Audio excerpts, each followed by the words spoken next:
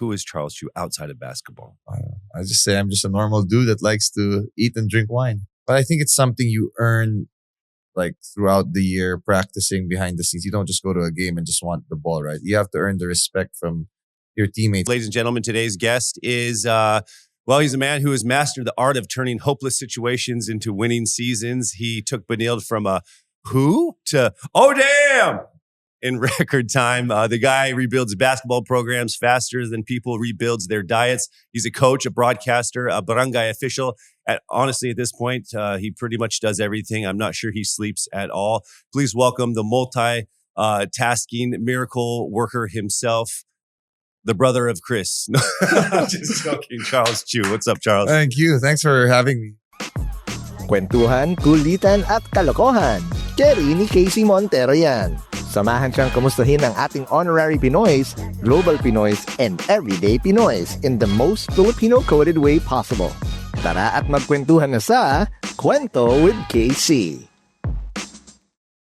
Hey guys, welcome to the show. This is Kwento with Casey, and thanks for joining us for another episode. And I just want to say thank you to all of the millions of subscribers who made our podcast the number 17 podcast on Spotify. We were probably like one of the most popular podcasts that no one has ever heard of, and so I'm very proud to the 75,000 people that watched one episode. And so continue to like us on Facebook, on YouTube, and on Spotify, and do all that great stuff. All right, so let's get to the show. Ladies and gentlemen, today's guest is, he's a man who has mastered the art of turning hopeless situations into winning seasons. He took Benilde from a who to, oh, damn, in record time. The guy rebuilds basketball programs faster than people rebuilds their diets. He's a coach, a broadcaster, a barangay official. Honestly, at this point, he pretty much does everything. I'm not sure he sleeps at all. Please welcome the multi-tasking miracle worker himself, the brother of Chris. Just joking. Charles Chu. What's up, Charles? Thank you. Thanks for having me. Yeah. I was worried you'd call me Chris for a while, but... Well, I literally asked him right before, like, do people call you Chris? All the time. All the time. Troy, right? Yes, all the time. Okay. So welcome to Kwento with Troy and Chris. Yeah. Yeah. So what do you say when people call you Chris? I pretend I'm Chris. I acknowledge and I don't bother correcting them. I say, hi. And so you're nice ba? Yeah. Do you get annoyed? No, when people call me Troy, I turn into a complete asshole. And tapos sabi nila, ang sungit-sungit ni Troy. Okay, I can't do that. You should try it. I should sometime. But yeah, so hey, welcome to the show. I know that as of the broadcasting and taping of this one, Benilde just went out last night. Yeah, we just lost and got eliminated by San Beda, but it's okay. That's why I'm here. Otherwise, I would. You wouldn't be here. Yeah, I wouldn't be here. So it's a bit bittersweet that you're here because you. Yeah, in a way. But I wanted to see you and catch up, so I know not too bad. We go so far back. I mean, How many years have we known each other? 15, something like that. I would like to say, probably more than 15 years. It's been a while. I've seen Charles through it all. Same with you. Yeah. Oh my God. And I think that of all my friends, and I think I've said this to him a couple of times, I think that he's got like the fanciest shoes that I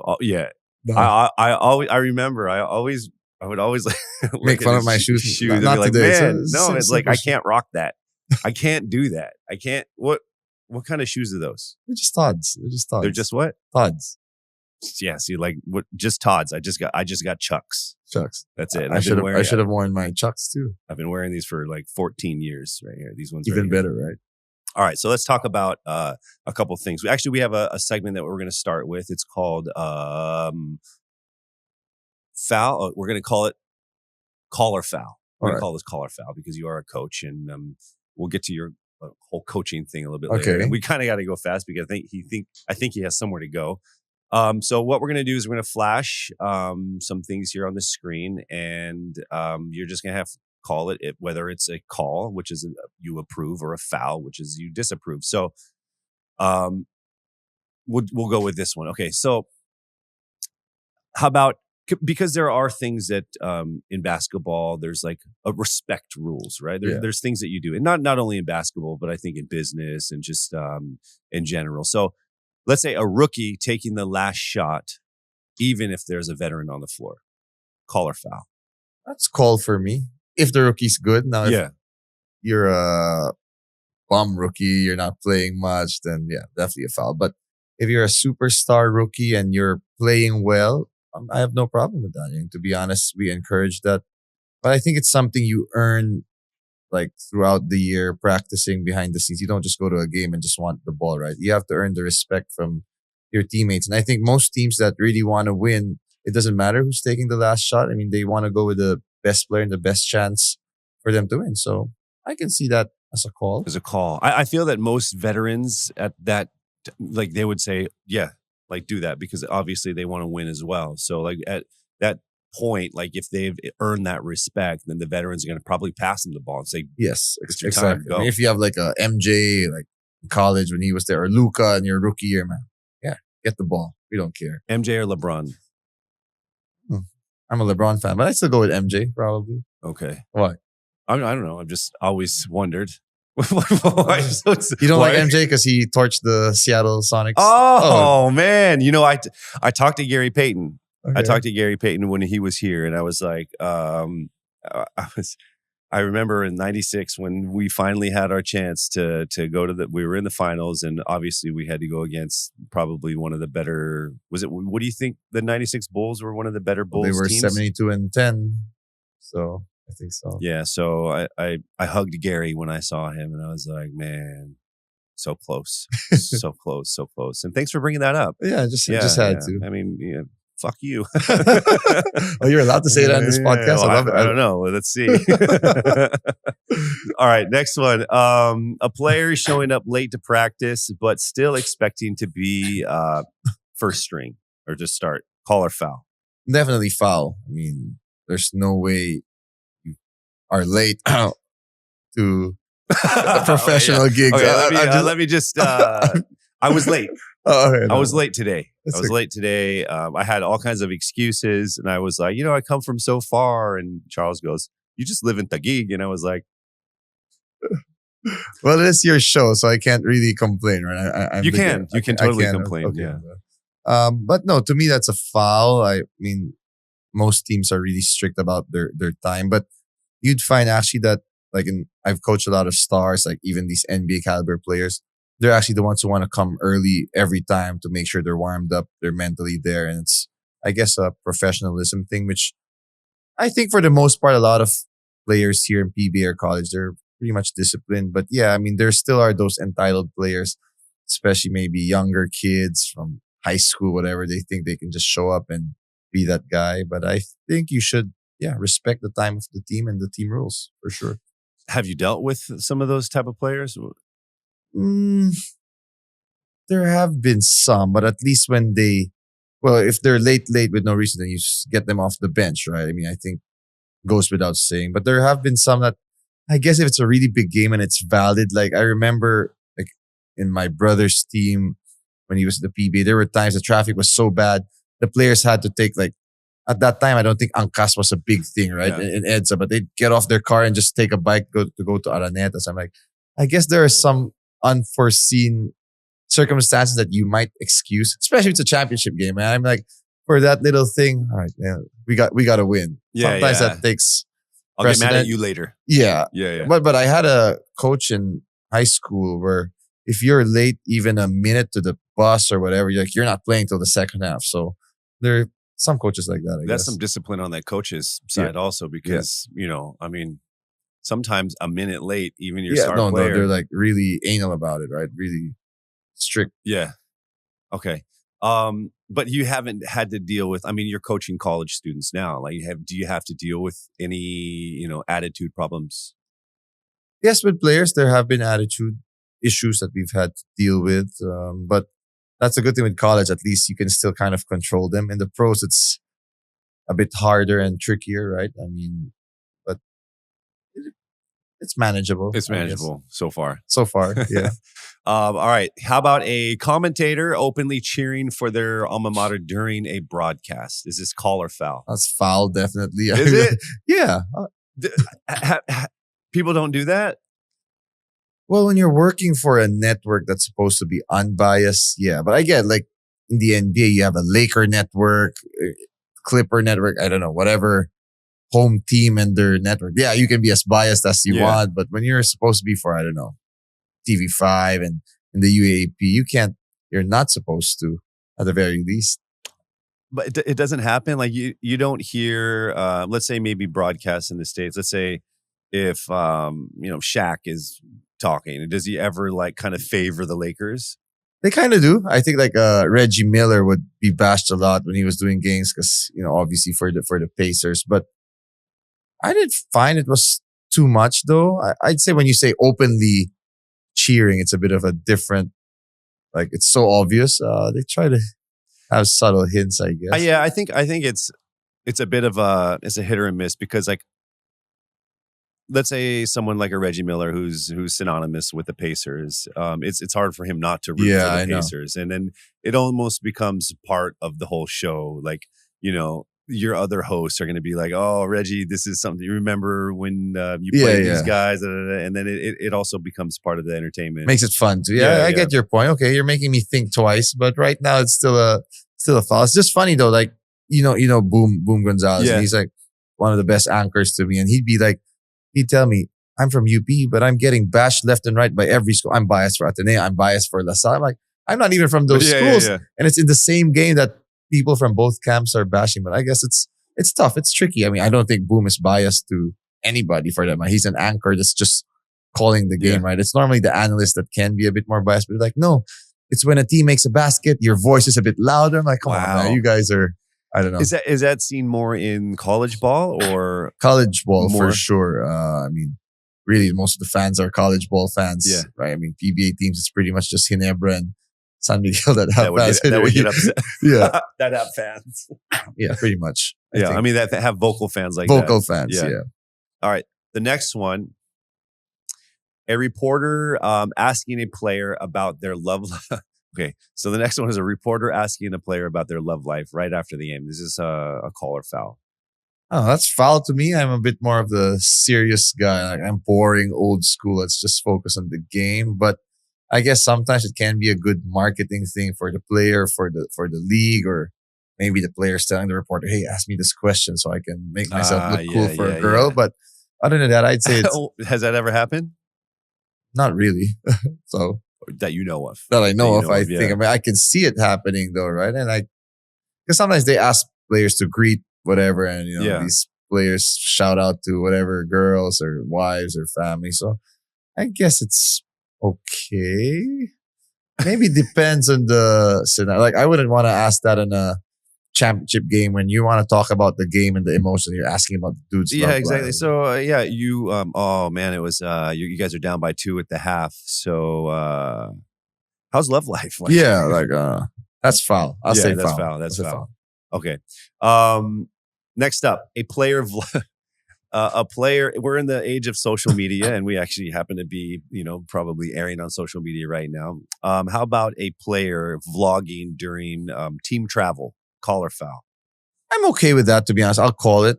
Just depends on the scenario. Obviously, not right before the game, not when you're in your pregame speech or warming up. Like everything else is okay. Like in a way, I feel it's also okay for these players to share. Excuse me, to share what they see, their experiences with everybody. And I guess for me, like we're in Benilde, our program doesn't have that much following. So if I got a player that's popular that can kind of attract more attention to the school, I think that's a good thing. I mean, it also helps with the branding of the team. So I don't mind that. Like I also coach that SGA team, and when you have guys like Dwight Howard there, you're like, yeah, go, make our team be known, because it would make our bosses happy, right? So I don't mind it. I think it's okay. I mean, as long as it doesn't interfere with your performance. Or they're like, vlogging like secret strategies and stuff like that. And also, how do you tell Dwight Howard to not do it? Yeah, exactly.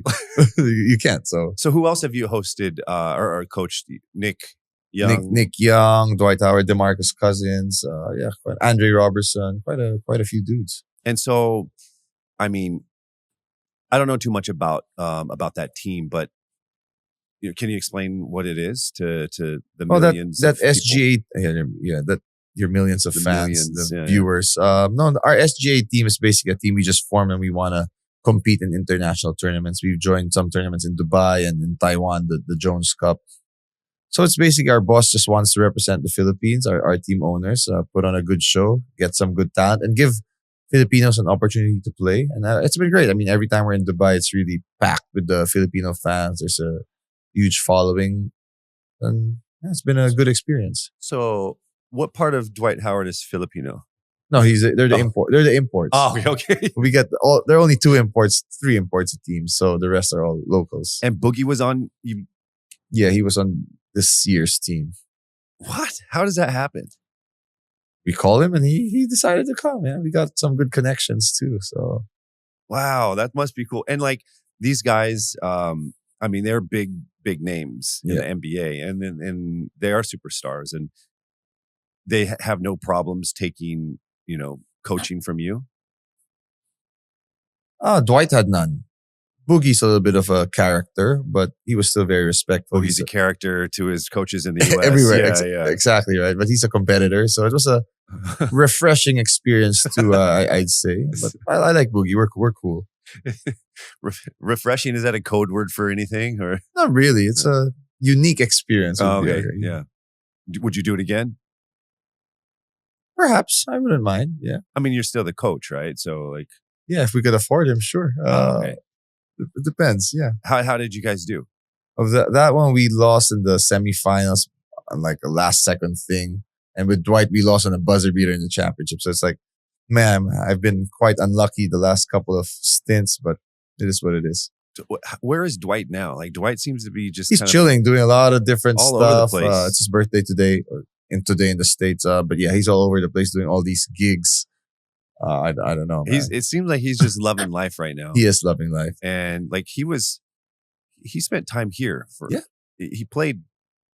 No, I mean for your team, but also was he playing locally or not? Not really. I think he had another stint after with one of these other teams. But it was short. That was like a short-lived couple of day thing. But no, why do I feel like I'll see Dwight one day on Gilas or something? Like I just no, he's too old to be on Gilas. Oh, okay. So if there was no age limit, yeah. Well, he already played for Team USA, so that might be hard. I don't know. I feel like where there's a will, there's a way. Maybe we'll find out. Yeah, I don't know. Okay, so let's talk about Benilde, right? So last night you guys were just pushed out of the semifinals, right? You guys were leading most of the game, and you lost by 3. And so now you're sitting here. Are you heartbroken? It's funny.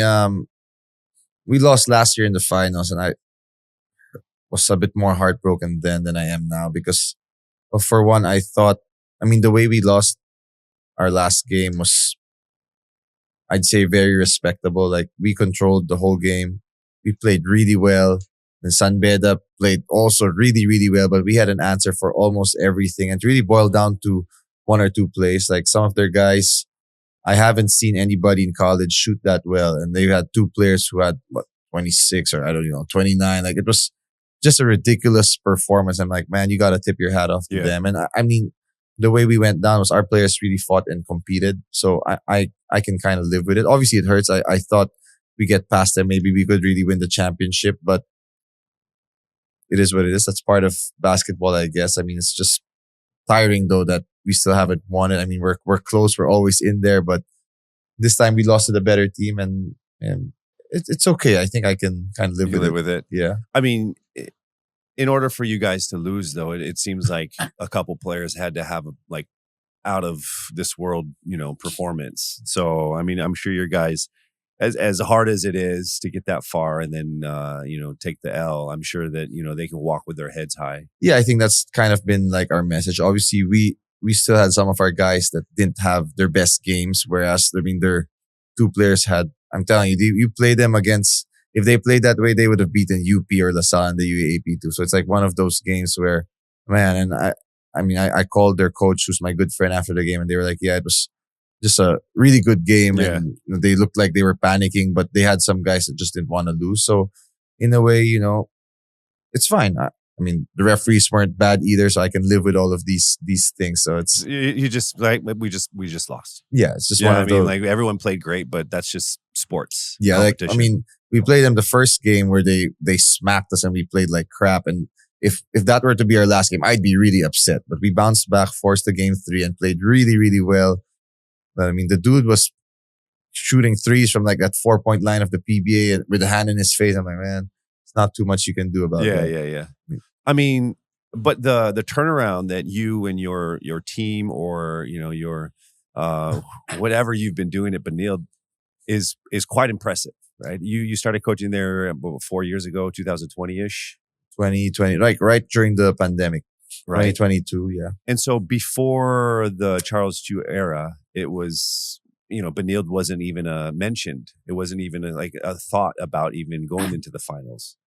Well, they had a bit of a drought, since they won one championship and then they hadn't made a playoff since 2004, I believe. But That's yeah, pretty but long drought. the good thing is I kind of started the program with my friend Dwight Howard. He was the head coach. I was his assistant. And then the pandemic happened. He left and he wanted me to take over the program. So we did. And in a way, I'm thankful for that opportunity. And things kind of just fell into place. We started building teams, getting better recruits. And I guess the rest is history. But of course, to me, I can't really be satisfied because my goal really was I just want to win one championship for Benilde. Like if it had happened, I probably would have been gone by now. I mean, it's just that feeling that I don't want to, I don't know, let the school down, let everybody. It's like I just want that unfinished business, and I'm okay. But now as it is, we're still falling short, so it's tiring. It's disappointing still. Yeah, but you've instilled a winning culture again in Benilde, which they probably haven't seen in many, many years, 20 plus years, right? Yep. And so, I mean, you're probably coaching with a bit of a chip on your shoulder. You want to get this, you also want to win a chip, so to speak. But, I believe once you win one, you're going to want to win another.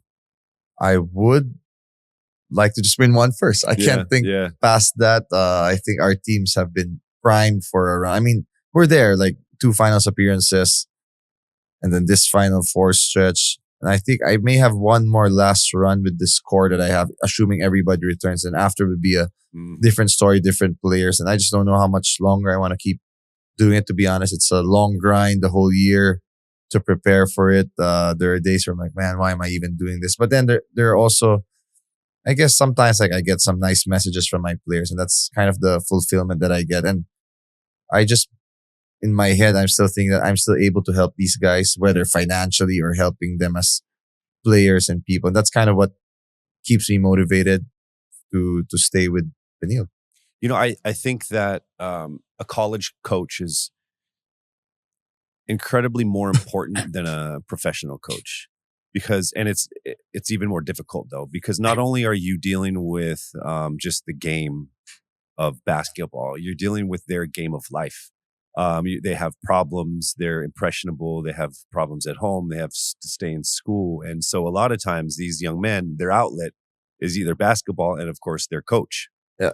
So you have to deal with a lot of things. 100% I agree. And the stuff that these kids have to go through is just incredible. Also some of the challenges. I mean, obviously I come from a different background and it's been, I'd say, relatively easy, right? And some of these different era also. Yeah, different era, right? And I know there's some criticism like, hey, these kids nowadays, they're so lucky they're getting paid a lot. Well, that is true. I mean, back in the day, yeah, guys would be paid 5,000. My brother was the superstar of Ateneo. He was paid peanuts at like nothing, right?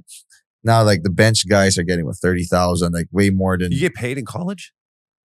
A lot. Everybody now pretty much gets paid, right? So when did it's that tough. happen? I know. And then you're like, man.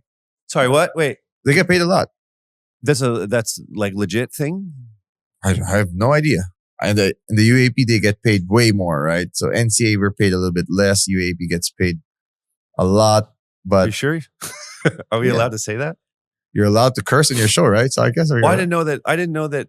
Like in the States, like Well, college, it's allowed now in the it's allowed NCAA. now They, for them to take endorsements, right? But I yes. didn't know that they were paid like a salary type of deal. Yeah, well, here they are. I guess it's not. It's probably from the boosters. I mean, they get allowances from the school, but also the alumni, the managers, they pay them. And as much as sometimes you're like, you guys, you're lucky. You already have a dorm. You have food. You don't need to be paid this much. But they're like, I'm feeding six of my siblings. I'm the breadwinner of my family. I'm like, and sometimes you say that 15,000. That's enough for you. That's like more than minimum wage. But I'm sending all my money to my parents. And you're kind of like, feel for the kid, right? It's tough. And in a way, it's like, okay, if I'm able to help them with this, then I'll take it. I try to get the best for the players. But yeah, they go through a lot. Girlfriend issues, school issues, family issues. It really affects them. I mean, a lot of them come from different backgrounds. So it is an eye opener also. And yeah, that's why I guess coaching in college is fulfilling, I guess. I mean, PBA is still great. It's still the best league in the Philippines, talent wise and everything, right? And you get paid more substantially. But I guess college is different. As you said. I mean, I feel that you probably get a different type of fulfillment there, right? Because in the PBA or any professional league, you're dealing with adults already. They have their lives together for the most part, Yes. and it's like their problems are their problems. You leave your Exactly. problems at the door. I don't deal with them. When you come to practice, when you come to play, we're playing basketball, and the only problems that we have are if you're not guarding your guy, or that's it. But when you come, you can't say that to a college student. Yeah. Because you don't know what's going on through a college student's mind. Definitely. I mean, the PBA, they're more adults. I mean, I do feel there's that some babies in the PBA, but sure. I mean, and there's still a lot of coaches that have great relationships with their players, but it's still like in a different level in the PBA and in the college. In college, you're kind of like their father. I'm like, you guys are calling me dad. I'm like 5-6 years older. I'm like 8 years older than you. Come on, man.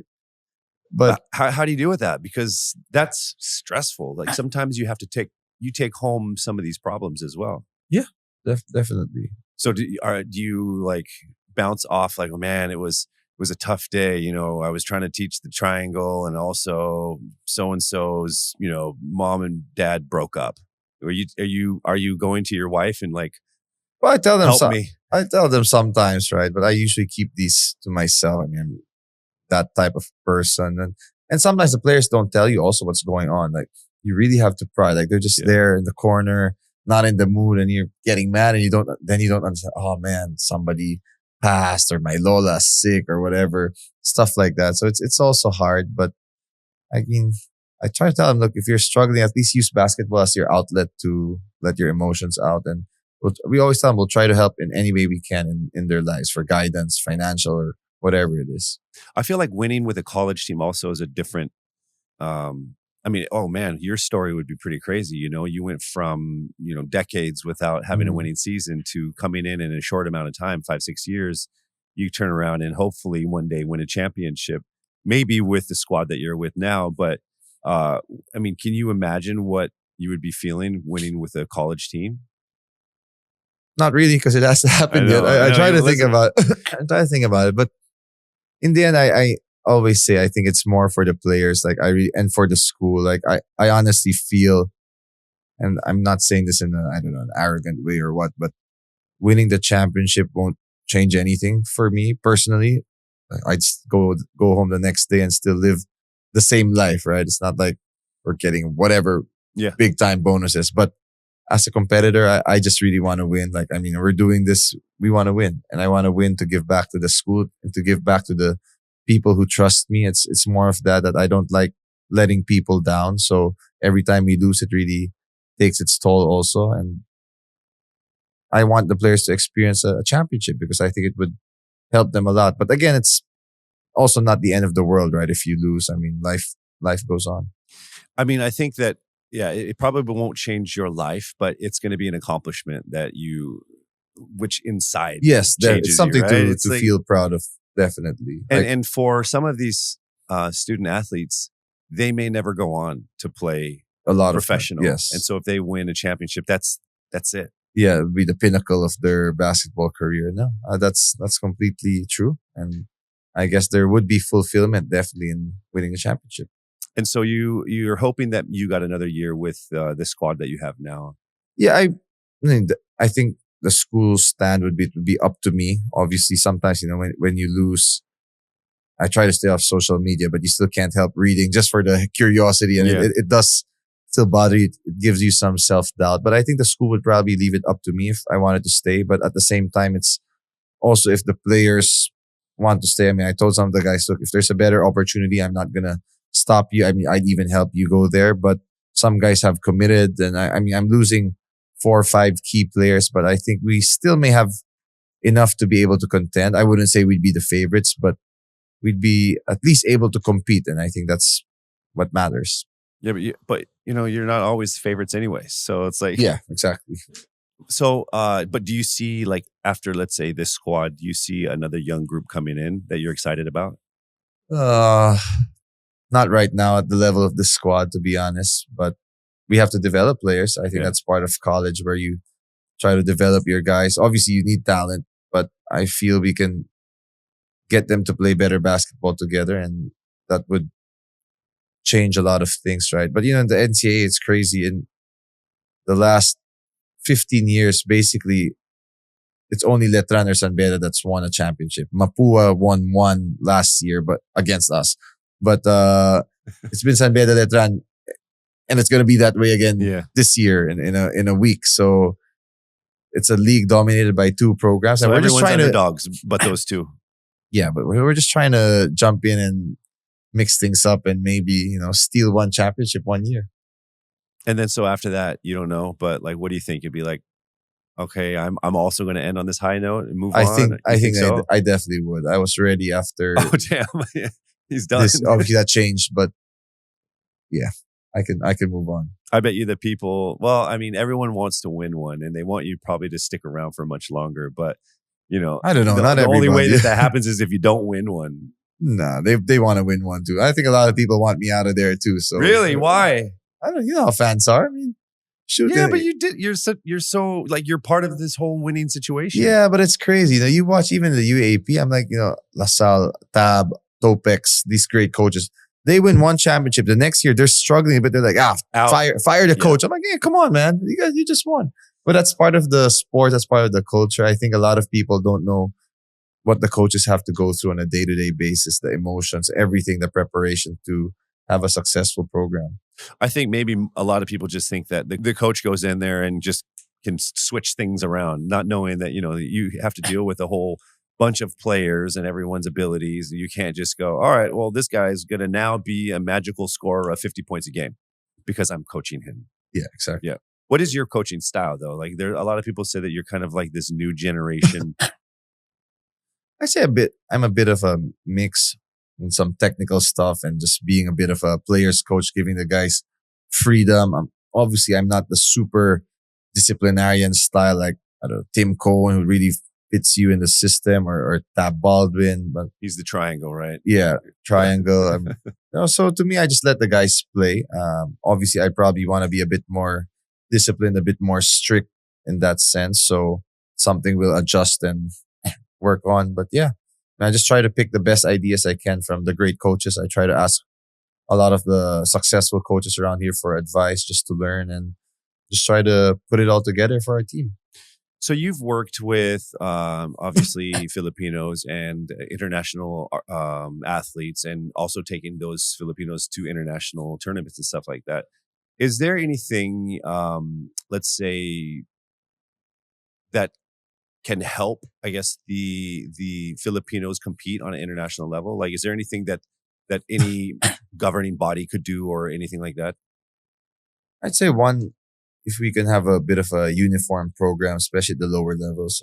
It's hard because, how do I put this? Let's say you can tell when a player's been through a good high school program and they go to college, they're a little bit more equipped, knowing how to play, knowing all the little things, versus these kids that are so talented that just come out of nowhere.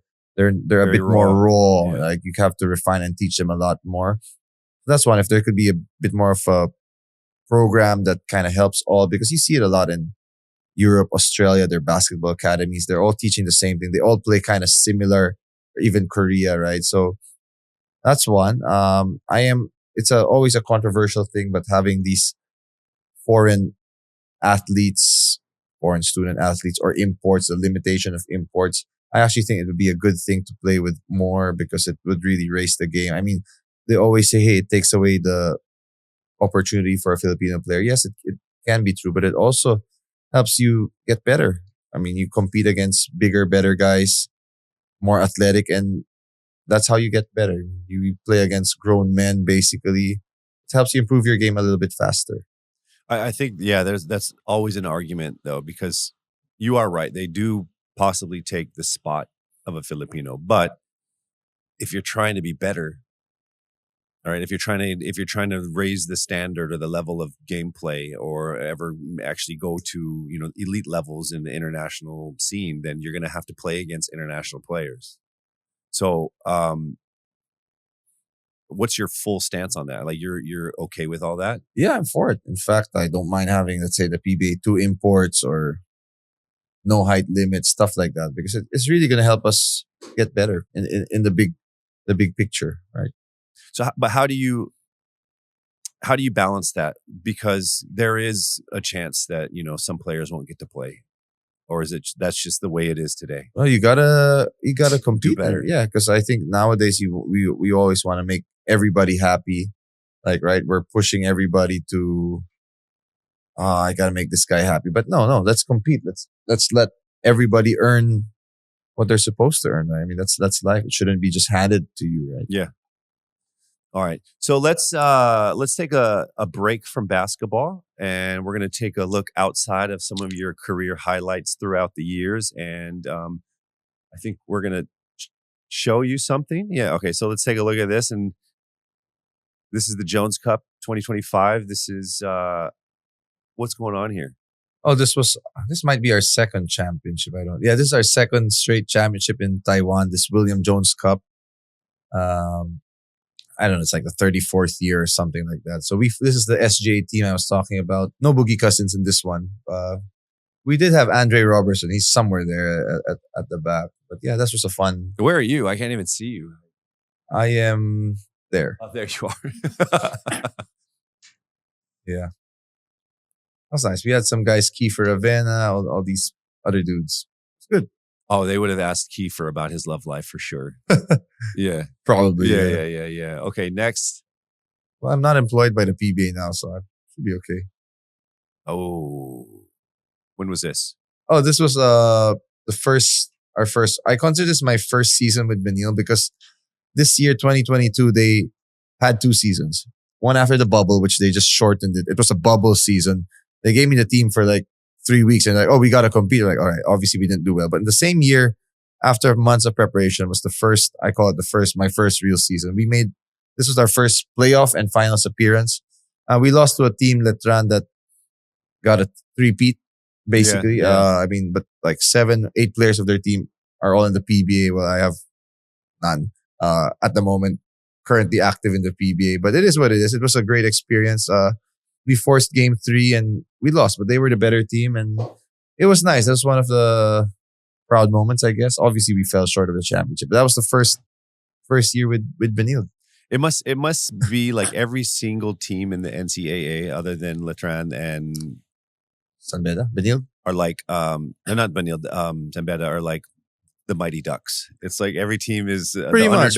I mean, a lot of the teams had some history, but since 2010 or even a bit before that, man, it's been San Beda and it's been San Beda, and then Letran snuck in and took a few, and then they had this 3-peat, so they're kind of in there, and yeah, they may steal one again this year. I'm hoping that Benilde gets in there and just takes one of them cookies too. Yeah, just one. Yeah, and then you retire. Okay, next one. Oh, so that's been your life outside of basketball. It's all basketball. Okay, now we go to life really outside basketball. Okay. Outside of coaching, your public identity is tied to basketball.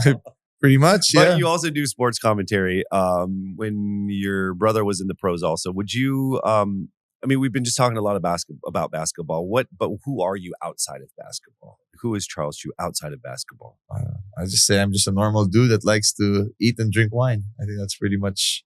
When Charles drinks wine, he turns the same color as the wine. Am I that red when I drink wine? You are that red. Or maybe when we were, maybe back in our day, we weren't drinking wine. Yeah, that's probably a lot heavier stuff than wine. Yeah. Back when it was... No, I'm just a normal, simple guy. Spend time with my wife, my family, and that's pretty much it. Eat and drink. But when you're a sports family. When you guys at the dinner table, do you try to leave the sports aside? A lot of or times it's a basketball also, especially with my brother throughout the years. But now since he's completely out of basketball, there hasn't been too much, except for during my season or now that we play basketball together again in some small leagues. But other than that, no. Try not to talk about basketball too much. I'm tired of it. I'm tired of it too. Well, I'm glad that you've been talking about basketball for an hour here. I know. just after like last night, they got kicked out of the. Oh man, it's a privilege. So you also have businesses. What are like? Well, I work for my family. We do some flooring. We supply floors, and then doing some small projects with my brother. And I think it's the way to go in the long term. Like I think basketball, especially coaching, is like one of the most unstable jobs. You could be fired in a hurry. Yeah. Any day. Obviously, with Benilde, we've got a good support system from the athletics and the whole school itself. But yeah, I figure I gotta find a way to pay the bills somehow, right? So I gotta start getting a bit more involved in business. And that's also kind of why I'm like, you know what? Do I still want to do basketball? Because the schedule is so dependent on the calendar of your tournaments, everything, right? Whereas if you're a pure businessman, you control your time. Hey, I want to leave. I want to travel. All right, we'll do that. And that's something like I hang out with a lot of older people that pretty much are successful businessmen. They do whatever they want with their time. I mean, they eat, they drink, whatever. So I'm like, that's not a bad life too. I kind of want to do so that. You want to do this? You're like, oh, I don't have to show up for practice.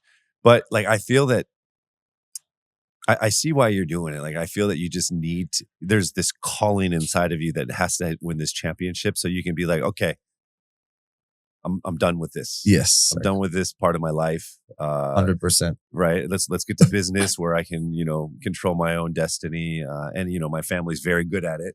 Yeah. Right. They're very successful at it. So someone has to come in here and do that. Do you think that maybe, 15 years down the line, you'll get that basketball itch again? Yeah, I think so. It may happen, but by then I'd probably be lousy at it. Not that I'm any good right now, but it's funny. Some of my friends are like, you keep saying you're done after this year, then it's next year. I'm like, I know. Even my dad's like, hey, I thought you said you're going to be done coaching. I'm like, well, I still have a job. If they all fire me, then I'll go focus on business. So I don't know. I just want to enjoy it while it's there. That's my philosophy. But who knows?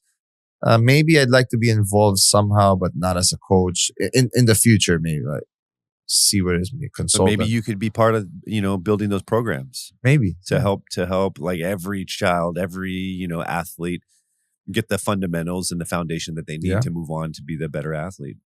That would be nice.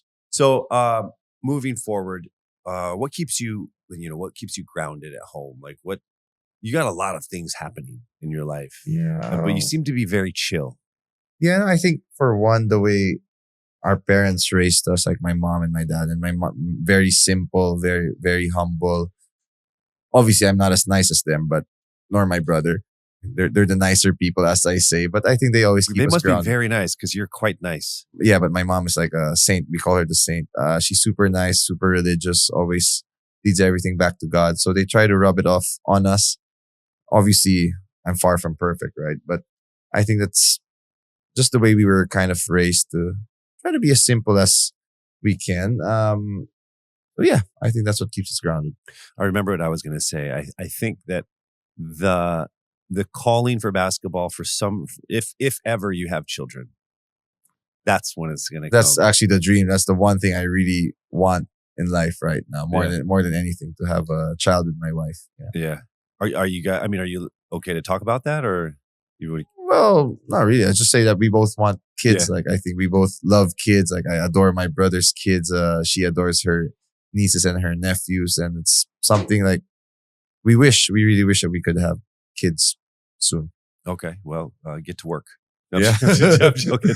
I'm joking. It's not as easy as everyone thinks. Yeah, it's really not. It's really not. Some people are very lucky at it. Some people have to work really hard at it. And you know what they say is like, it's fun to practice. And like, no, it's pretty stressful. It's stressful. I have a kid. He just turned 5. We had a birthday party and it was huge birthday party. We had a racetrack. We had a bouncy castle. Big time. And I'm going to stop having children because of it. Because I don't want to have another birthday like that. You shoot more podcasts and make this number one, and you'll be fine. Shit, I don't earn a single Okay. centavo from this one. I get more gigs, get more endorsement gigs. I man. need to, you know what? If the family business doesn't work, let's be influencers. I can't. I'm not cut out for that. Let's do it together. We can get Mikey Reyes to help us do fit checks. Mikey. Have you seen him do his? I know, Mike. I haven't seen what he's been doing in a while. Oh, but bro. I know he's kind of showbiz now, right? Oh, yeah. So like I make fun of him all the time when I see him because he's went from like a normal guy to like super cringe in the good way. Like I love Mikey, like, and I'll tell him this, but that's the world we live in. He went from like, basketball bro to like hosting Good Times. Yeah, but he's doing success. He has a lot of success. Doing so good, but he went from like, I remember I was telling him, I was like, don't ever do this. Don't ever, I was showing him videos, like, don't be that guy. And he's that guy. He's like kapal na mukha. Like he is that guy now. And he was actually here showing me how to do fit checks. Oof. He was like, you got to do this. There's a technique. You got to pretend like you're pushing the camera and like on, and then you go back, you turn left, you turn right, you do this. And the whole time I was going, and then I did it. Oh, and then I did it. Interesting. Have you ever, or would you ever go down the route and be like it? No. No. What is? Let me see. What does your social media look like? Boring, man. Let's see how boring it is. You want to know boring? Check out mine. I just post this podcast. That's boring. Oh. Okay, let's see what your last post was. Let's see how boring. Not too much. His last post was November 2, so like a month ago. Your last post. So that was, you're just eating. Yeah. That's some pretty good stuff. Did you post a reel in the past? You're signing. What did you just? Oh, that's with Billionario. Some show there. I love. Am I supposed to promote my show? I don't know. You're very like some show there on Billionario. Yeah, something that I'm doing. Doing a show in Billionario. So you're doing a show on Billionario? Yeah, like a small season of